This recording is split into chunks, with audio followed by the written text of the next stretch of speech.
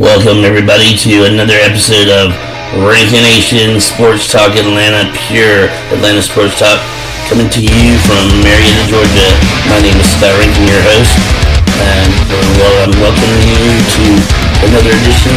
This is our 8th episode today. Today is 9/7/2018, and you know what today is, fellas?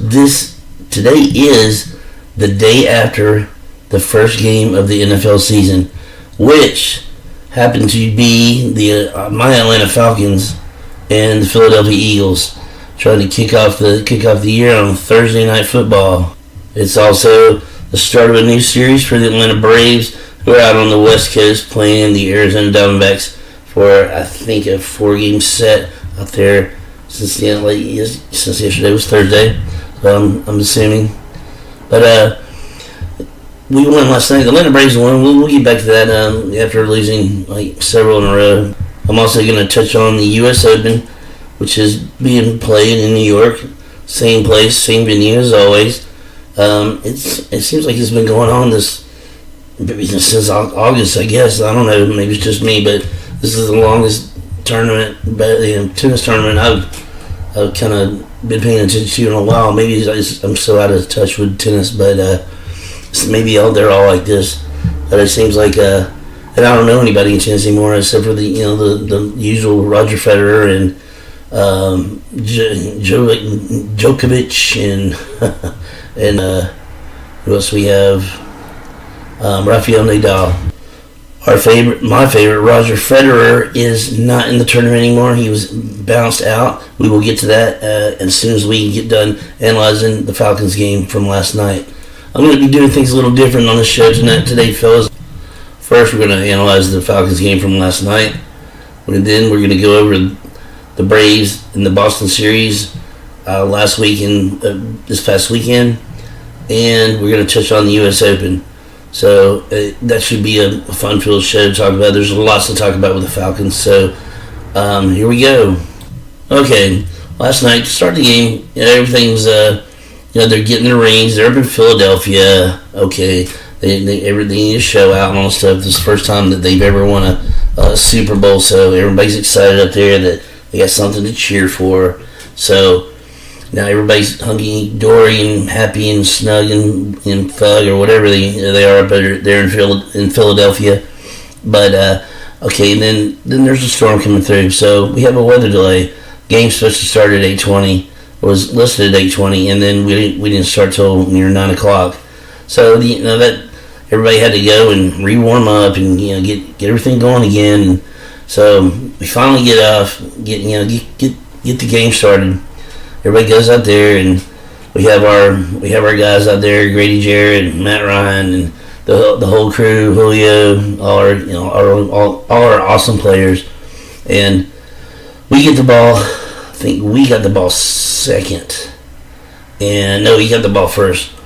I'm sorry, because they won the toss, and we were looking good the first drive. Am I right or am I wrong?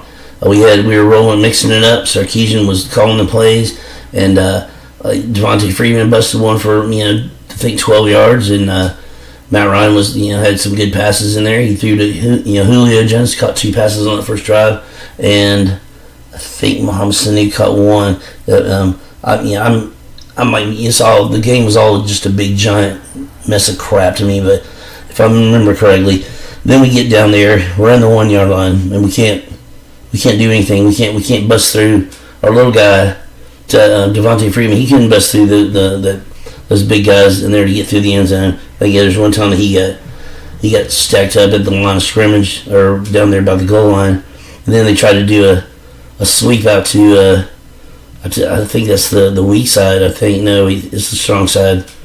And then no one doesn't anybody not call play action pass anymore down there on the goal line. It's like didn't they used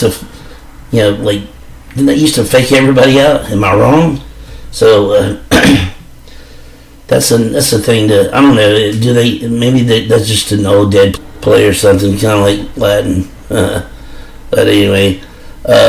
They get down there, and so okay, Dan Quinn, they're of course, Chris Collinsworth and Al Michaels are, well, you putting their little 2 and 5 cents worth in there all the time. So Dan Quinn, he's in Philadelphia. He wants to get the season up going right. So he does the first thing. The first thing he does, he gets for it on 4th down, and guess what? They don't score. So we have them down.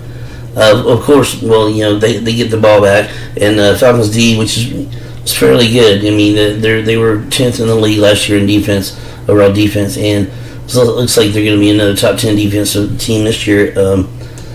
Because of the simple fact that we're fast, we have very talented. We have very talented people out there that know what they're doing. They're fast, they're speedy, and they're good in coverage. We have very intelligent players out there that know what they're doing, and Dan Quinn knows how to draft some players.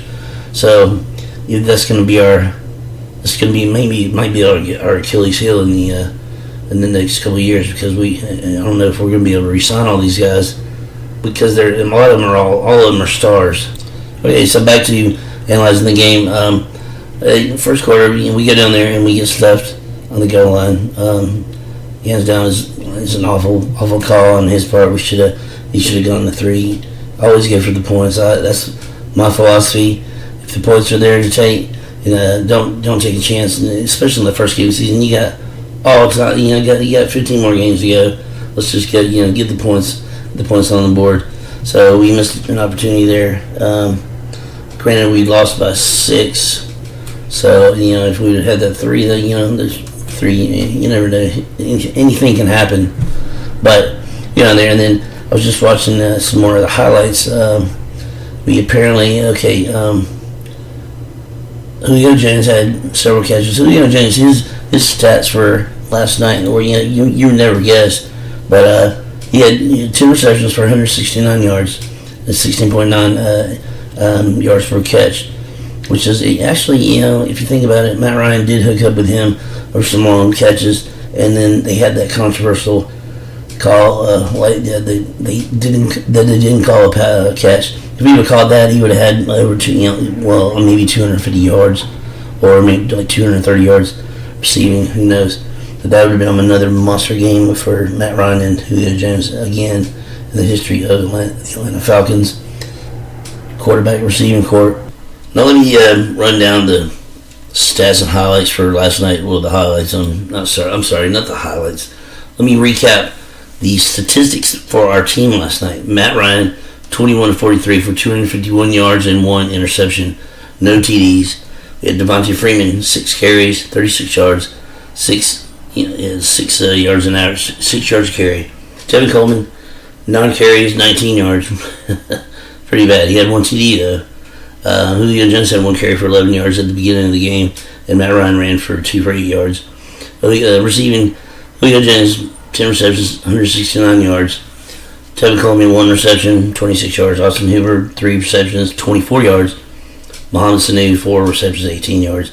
Devontae Freeman, 3 catches for 14 yards. And you didn't hear anything out of Calvin Ridley. And Eric Saubert, he had a couple thrown his way. He won. He got batted out of his hands by their safety. I saw him one play, and he just didn't. Boo. We had 2 sacks on the game. One from one from Brian Poole and one from Tack McKinley.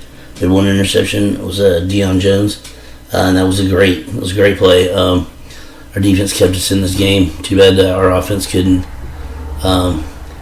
keep us in this game and get us over the threshold that we needed this. It would have been a great boost for our morale for looking on for the rest of the year. But I know this Falcon squad is not like that. I don't think anything really phases them like they used to back in the past.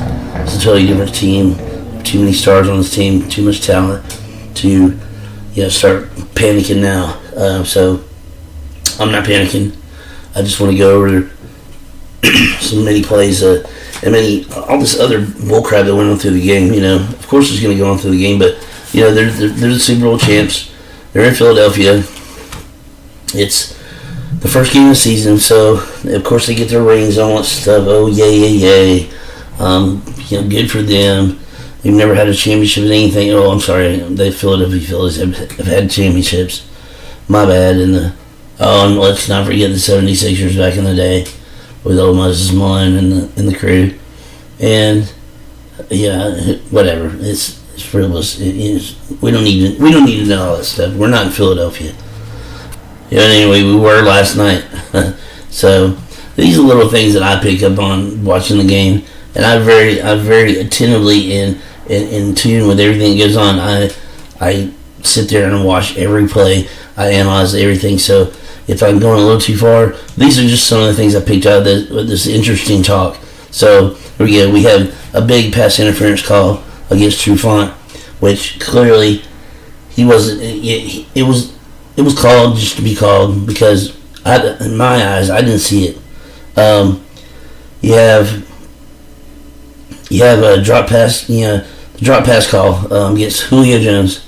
Okay, the big bomb, the 59 or 54 yarder that Matt threw to Julio, and he caught it, and he was sliding out of bounds, and he had it pinned against his shoulder, sliding out of bounds. Now they go in there and they review that, and they say it's the field, calling the field stands is called. Okay, well, to my understanding, who's the replay guys? Okay, the guys on the field. They don't want to make the referees that are being paid money to referee these games, professional games. They don't want they're very rarely going to overturn anything that they call on the field. You know why? Because they don't want to be made to look like they don't know what they're doing or they're getting all these calls wrong.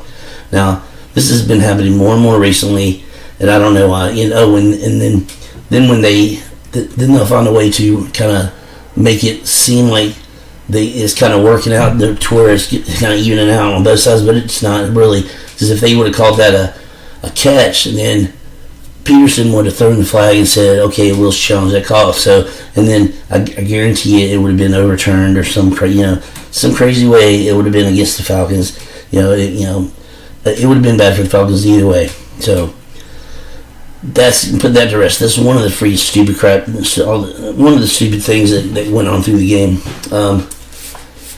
We had there was one instance where the Philadelphia we had them backed up in their end zone. Nick Foles goes back to pass, and he's getting flushed out. He's still in the end zone, and the man throws the ball down. He just throws it down, boom, right there. Now, to my understanding, when you're going to throw the ball away, you have to at least make it to the line of scrimmage, or further, or it's going to be intentional grounding. They didn't call anything. Nobody said anything about it. None of the announcers didn't say anything about it. But you know what? And I told my friend, we were watching the game, I said, watch, that crap right there is going to go, the Falcons, something's going to happen where Matt Ryan's going to do something, and he's going to get called for intentional grounding, and I'm going to go ballistic. Which it happened. There was a stupid intentional grounding call against Matt Ryan, and he was running. They say he didn't get out of the pocket. Well, he kind of did, but I've seen him not call that before when you barely when you're running for your life or whatever, you threw the ball away, and he got it way past the freaking line of scrimmage by the way. So that shows you that maybe the powers that be the Falcons were never intended to win this football game, period. So all these I've never seen this crew. I've never seen this referee before, the head ref. He was calling crap left and right. I mean, there wasn't. This game started at 9 and it lasted till way past, maybe like 1:25, 1:15 in the morning, and they were calling penalties left and right, more on the Falcons than they were on the Eagles. But I'm telling you, man, we couldn't do anything. There's a bunch of calls too, like when those guys would come in and hit our players. What is pass interference? When someone tries to someone illegally touches you or something to the fact to where you're not able to catch the ball. Those guys are getting to our receivers way before the ball gets there and knocking that crap down. Then when we do it, it's like holding, or it's illegal touching, or whatever they have. You name it, we can do it. But luckily, our defense our defense is on the field a lot. I mean, and as the game goes on, And this is the preseason crap. I'm going to talk about this too now. I'm going to throw this out there. Okay, this game more. The first half was all right. You didn't see guys. I think Keanu Neal went down the first half. His knee kind of buckled, but he came back in and tried to play some more, which he probably shouldn't have. I think it might have made it worse. So, got that, and he goes out. He doesn't have a timetable for return right now, but I can't tell you anything about the injury report because that doesn't come out till Wednesday. But we're going to be coming back for fantasy league for next week's fantasy league report, and we're going to give you all the inside scoop of who's injured and who's not, and who's going to start, and who can sit, and who can who we're going to tell you to start, and who we're going to tell you to sit, and we're going to let you know about who the hot players were this past weekend, or from the previous weekend, and everything else that you need to know to get your fantasy team squared away for the week. But okay, those are the only injuries in the first half. I think then Trufant went out, for something minor. Okay, and then second half comes out. Okay, we had our opportunities there. It was going back and forth. Nobody was getting around doing anything, but we were getting first downs. We were making yards, getting yards. But then when it came down to it, we couldn't punch it in. It sounds like we're driving an old, one of our old Volkswagen Beetles or whatever. You can get around town, but when you need to take her to the beach, she might not just make it. Maybe that's an okay analogy. I don't know. She can laugh about it or cry about it. Anyway, okay. Second half, there are a lot of defensive injuries, and Deion Jones goes down one play, and he was something. One of their players, I think it was might have been Sproles, was going out of bounds, or he was chasing him. Deion Jones is probably the fastest defensive player on our team. He goes down and he slides out of bounds. He's like sitting there, laying there. So he goes out. Comes find out later that he's just he's cramping, needs some water. Trufant falls out, but that was found later. He comes back on the field and he had to go back in the locker room and get an IV put in because he's not properly hydrated. And according beyond that, we mentioned earlier Keanu Neal. He's down. He's out though. As the game goes on, I noticed Tad McKinley went down for an injury late in the game, and all the Eagles fans were booing. Boo! I'm thinking he was trying to give the Falcons time to substitute. Well, maybe he was, maybe he wasn't. But who's to them to decide that he's faking it or not? I don't think he's faking it. And crap, you're banging and pushing and getting stepped on and almost crapping around 250-pound, 300-pound guys with all these giant freaking pads on and stuff. You're not gonna feel too good after every play. Trust me, I've been there, done that, and I didn't go on because I'm not stupid. I'm a smaller guy, and I've gotten my bell rung a couple of times and it didn't feel good. So that's why I didn't further my football endeavors. Plus, I'm not really fast. I'm just average at best. About anything I ever do. That's why I'm doing this podcast. Okay, we're going further into the game. I spoke earlier on the awful officiating done by the referees in this game. All the referees, the judges, the back judges, the side judges, the umpire, the whatever, the line judges, the side judges. But the one judge or the one referee, the dumbass, he looks like freaking he could be Arthur Blank's freaking kid or something. His name is John Hussey, and look for him. If you see him in any other games going down the line, remember that guy. He's at best maybe replacement referee. Maybe at best. He might be good at flag football referee down to one of the Army forces where they play flag football. He's not NFL worthy, I don't think, because he was making some awful calls, and he was really adamant about it too. Like he knew what he was doing. Oh yeah, well I trust my other guys to know what they're doing. Well, no, you need to trust your judgment. You're blind if you can't look in the booth and tell that Julio Jones had that catch. That was a good catch.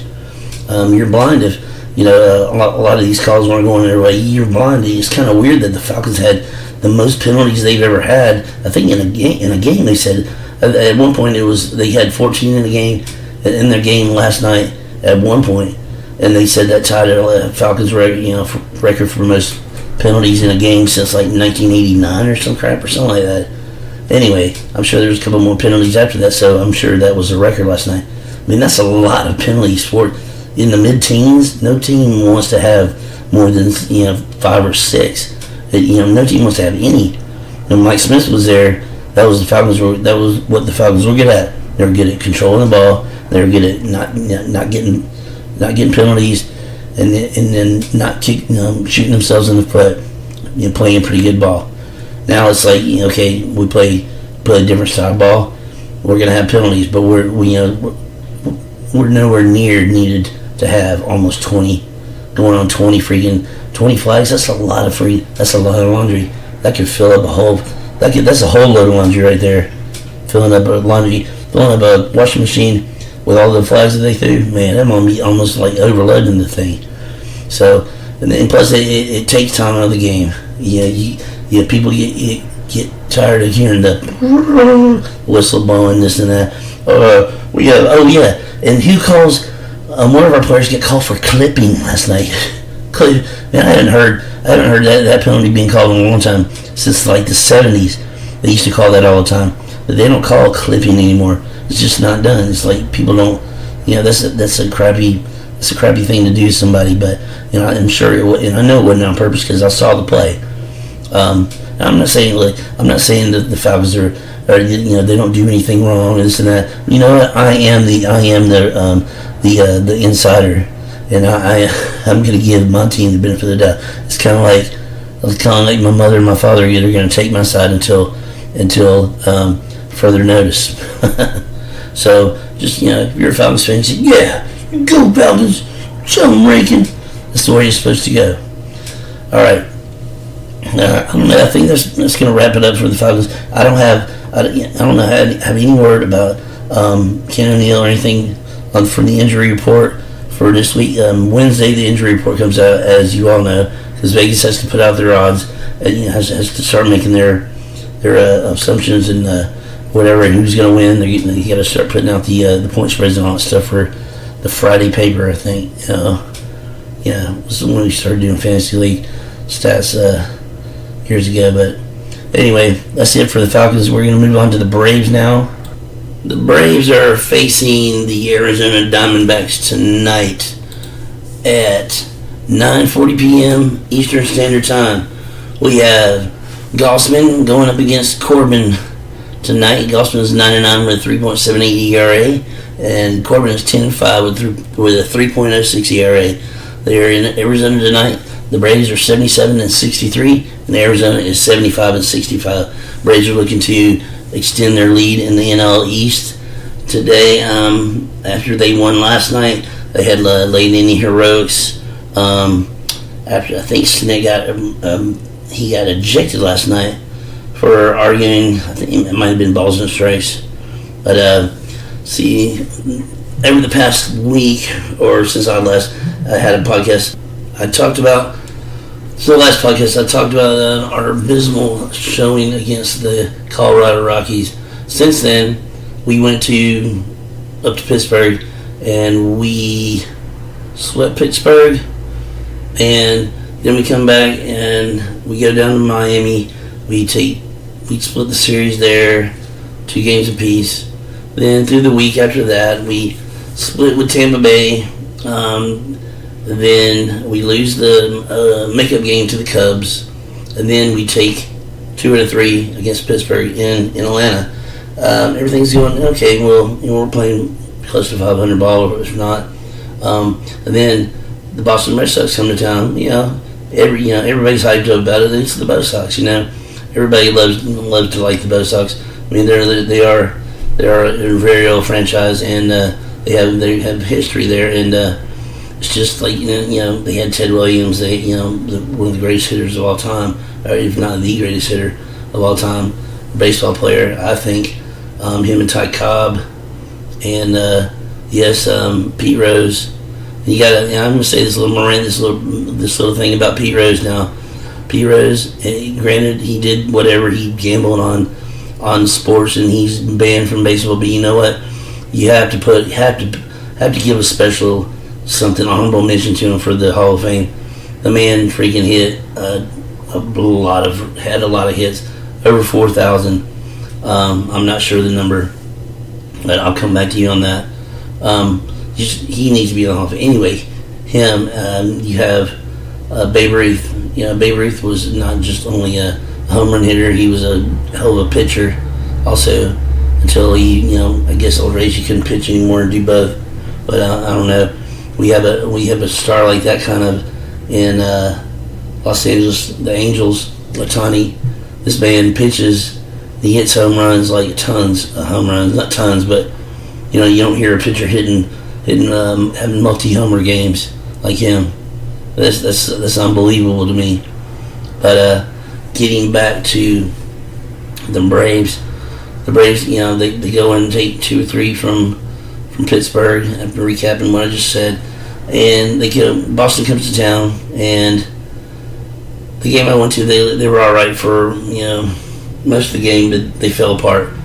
Prior night they lost pretty good. I think they scored 1 run, and then the next day I think they had a chance to win. No, they ended up losing. I think it was a 4-game set against Boston. If it was a 4-game set, we lost all 4. So it was, let's see, it was 1, 2, 3 games against Boston. We were swept by Boston in our stadium, his SunTrust. That should never be, never ever be. So then we come back from getting swept. We go out to Arizona last night and we win.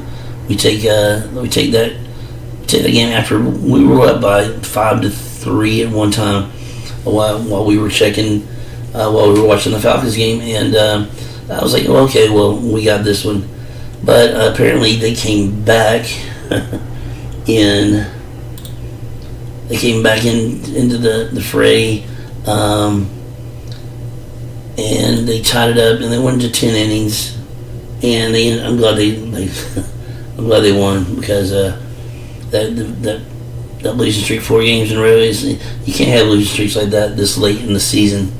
It is it's imperative that we play some ball. We play to win. You can't just cruise out of the rest of the way. I know the 7th of September. We have all through the end of September to play these games, and we need to get ready. You're playing to get ready for the playoffs, and when the playoffs get here, son, I'm telling you, playoffs are a lot different in baseball than they are in the regular season. Every pitch is like a freaking is drama. There's drama with every pitch. And I don't know if you ever watched the postseason or not, but I watched the postseason since I was 8 or 9 years old. Now I'm probably 7 or 8 years old, and I remember the Braves were never in it except for the one NLCS they went to and lost, got swept by St. Louis. But I watched the Yankees and the Dodgers. It seemed like they were playing the World Series every year. It seemed like, but they weren't. But I remember the first World Series I watched. It was Reggie Jackson. That's when he got his nickname of Mr. October. And Reggie was popping them out left and right. It's fun to watch those old teams of the 70s. All the 70s New York Yankees were some of the greatest teams in Major League Baseball history. And that's how I started my love for baseball. I always loved the Braves before, but I had a Yankees hat, of course, back in the day, because the Yankees, they won like 42 to 47 World Series or something. It's a lot. I mean, the next team that comes close to them, I think maybe St. Louis. I think it's St. Louis, but that's unbelievable to me. They have such a storied past. I know New York's a big giant metropolis, and they have a lot of people. They're going to have those sports teams, and they're going to attract the big time players. But kudos to them. And just another news that I wanted to quickly touch on this. Our our nominee for the Roberto Clemente Award this year is Kurt Suzuki. He's up for it. And Roberto Clemente, if you don't know, he was the first Latino player that was just Mr. Badass. I have to say, I think he might have been the fastest player to reach 3,000 hits in Major League Baseball history, and he hit 3,000. He had 3,000 hits, and he had no more because shortly after that he died in a plane crash, and the world lost a great baseball player and a great man that day. So I just wanted to touch on and give Kurt Suzuki. We're rooting for you, buddy. You deserve it. You're a great player and one of my favorites. I have to say. So going on, we have Cunha, our little our 5-tool player out there. I love him. He's going to be. I'm glad he's a Brave. I'm glad Ozzie Albies is a Brave. And I'm glad Freddie Freeman's always been here. Hopefully he'll always be here. And I'm glad Nick Markakis was able to come in for the last several years and bring us. I'm glad I got to know him as a player, because I would have never, if he'd have stayed somewhere, I would have never heard of him, because he's just not one of those players that's in the news a lot. Unless you watch Sports Center or Baseball Tonight, or religiously, and which I don't anymore like he used to. But I still know my stuff. So anybody wants to try me up, where you go to my website and get into the contact list and email me. Retort back to me. Tell me how you tell me you ranking you're full of crap, or say, yeah, man, I like what you said about this and that. But you could try to do this. Try to do better than this, or try to speak up better, or try to enunciate your words better, or something, or F you ranking something, or I get a couple of emails, but it's just stuff that is they're a little small, and they're not very broadcast savvy, if you want to say, or they're not worth throwing it out there to my listeners. And I hope I can get back. I do apologize to my listeners that I've been on hiatus for the last couple of weeks, because I hadn't had to put out a cast in my regular time, because I was ill. If anybody didn't know, I'm a spinal cord.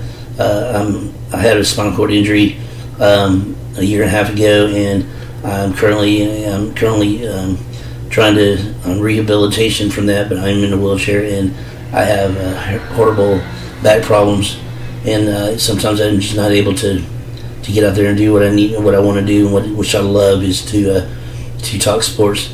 And I spend a lot of time on trying to get this going. So please, I want y'all to listen more.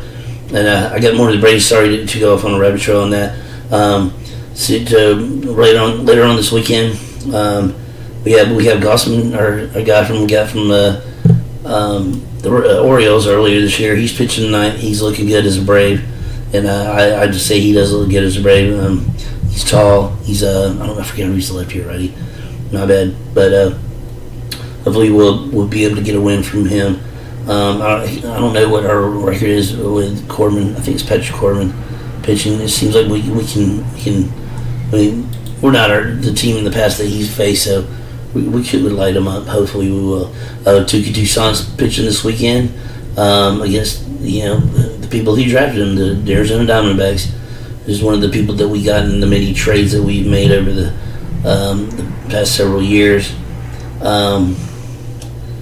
We had a blunder against Boston, which was another. We had a mass lead, and then we let it slip away, and they ended up winning, which is just not good. I mean, this has happened more than once this year, and more than once is too much. More than once is just total. Just you can't do that. You cannot do that. And if you go to the playoffs, those other teams are going to eat your ass alive, especially if you put runners on ahead of anybody, because those runners on, they're free runs. So you're basically saying, here, we're going to walk this guy, then we're going to walk this guy. So basically you're saying, we're going to spot you those runs, and y'all are going to have to just play catch up. So we don't want to do that. And I know in National League playoffs, they will, like I said, every pitch is a different drama that goes on, and it's like you don't know if they're going to hit the ball, or you don't know if they're going to strike out, but everything is breathtaking, and it's just awesome. Since it's SunTrust Park, everything's if you've been there, you know what I'm saying. Is you're on top of everything. You're just like, and the crowd can get going and chanting and stuff, and it feels like you're right on top of the players, and that's what players like. Instead, they get all, they get their goosebumps going, and they get their adrenaline flowing. So and that smell in the air, October baseball. I used to, this is my favorite time of the year. I love this time of year. It's like no other. Everything, all the heat and the nastiness and the whatever, and it's gone for another year, and we get to cozy up with each other. Us and our girlfriends and whoever, and our girls that are friends, whoever they do things with, cozy up with each other and sit by the fire and watch football. Then we have college football on the weekends, and anyway, the Braves, hopefully they keep proving me wrong. We keep getting these going down in the valley every now and then, but they seem to be climbing out of it. We have our Acuna is one of the biggest reasons we were able to snap back from setbacks. It seems like to me they're setbacks, but in all reality, baseball is a game of inches, just like life and just like any other sport. So hopefully we can keep it going. Hopefully we can get our old Sean Newcomb. He's not been pitching well. He's lost several games now, and I don't know. I thought, and I'm wrong, that to be a starting pitcher in the major leagues, you at least have to have 3 or 4 pitches. And I from what I understand from the announcers, Chip Carey and Joe Simpson, they said, Joe Simpson said he's got a curveball and he's got a fastball. One works good off the other, vice versa. And he has, I think everybody has a changeup. So, but maybe he needs to develop another pitch for him to get back to his ways when he came 1 strike away from a no hitter. Not a perfect game, a no hitter, but that's still saying something, which the Braves have only done, not even a handful of times. I think Nuxie might have thrown 1 or 2, and then none of the Braves' big 3 or big 4 or whatever back in the day, none of them had a no hitter. I think the closest one I remember is Smoltz took 1 into the 8th 1 year. But anyway, after that, I need to wrap this up today. I'm going to quickly touch on 1 or 2 more things. Braves this weekend, in Arizona. Hopefully we can get back on track, and everybody will have a good weekend, and I'll get back to you on future podcasts this next week. Marietta, touch on Marietta football. Blue Devils, my alma mater, they are playing Grayson tonight at Northcutt Stadium. So, and that is at 7:30 p.m. tonight. Hope to. It's going to be broadcasted by the GHSA network tonight, which my friend Eric works at. He is a customer service rep there and a manager also. He will, please try to sign up for that. It's really great. I did it last year, and I had such a fun time watching the Blue Devils play, because I can't get to the stadium right because of my injuries and stuff. So it's fun to be able to watch the boys on the computer or whatever. You can cast from the computer to your TV for that. Last thing I want to touch on is the U.S. Open, which is going on still for all this time. But we're down to, I think, the semifinals. We have the things are the matches this weekend. There's two spectacular semifinals, top the slate this afternoon. Defending U.S. Open champ Rafael Nadal faces off with number 3 seed Juan Martín del Potro. Before the 6 seed Novak Djokovic takes on number 21 Kei Nishikori. 3 of these men have won here before. One has come with a singles match of that singular thrill. 4 large titles, 2 wins away from one very large title. Every one of them understands that that with Sunday in sight, this is no time to lose focus. So come on, my favorite guy, Federer. He's not. None of these guys are American. So I don't know where the state of American tennis is now, but there's nobody been. I don't know. Prove me wrong. Tell me, but there's nobody out there that's significant. Obviously, because you don't ever hear of any American men in there in the semifinals or the finals anymore. But I just throw that out there. Anyway, y'all, thanks for coming in and listening to me. Just remember to go to my website, RankinationSportsFans.com. That's sports Rankination, RANKIN, Asian, ATION, sports SPORTS fans FANS.com. And text me, or not text me, but contact me, email me, drop me a line, and let me know. Give me some pointers on what the ways I can make this show better for y'all, more entertaining for the listener. Sorry, I'm tripping over my words. I'm trying to get them out real fast to get this over with. Thanks again for listening. Tune in next time for my fantasy report for this weekend. So long, everybody. Thanks for tuning in to Rankination Sports Talk, Atlanta's pure sports talk. Bye-bye.